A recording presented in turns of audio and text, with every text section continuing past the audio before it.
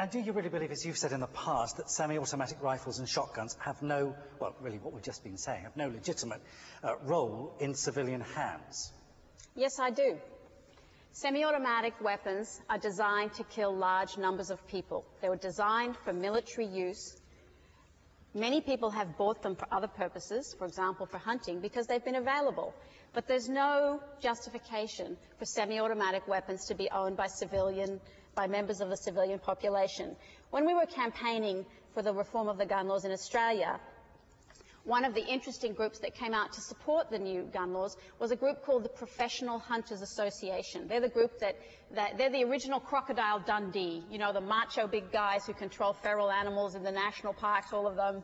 And they said they supported the new gun laws because anyone who needed a semi-automatic to kill an animal was a city boy who shouldn't be out there with a gun in the first place. Yes, we believe that semi-automatic rifles and shotguns have no legitimate role in civilian hands. And not only that, handguns have no legitimate role in civilian hands. Well, we were almost there on a point of agreement, I thought, until that last piece. So what do you say? I was just going to say, we're finally starting to get to the point. I mean, the fact is, Ms. Peters and IANSA and her UN crowd believe every firearm has no legitimate use, not just semi-autos, but pump actions, shotguns, any rifle that can shoot over 100 yards. Hunters know that's every hunting rifle out there.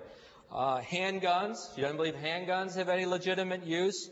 The truth is, there's no such thing as a legitimate role for a firearm. Isn't that your real opinion, Ms. Peters? No, we recognize that hunting, for example, plays an important role in many cultures. You do not need a semi-automatic firearm. You do not need a handgun to kill a deer, to go hunting. We recognize that target shooting is also a sport in many countries. One of the concerns that was raised with the reform of the gun laws in Australia was that this would affect our Olympic performance. Actually, in that same year, Australia did very well in the shooting at the Olympics.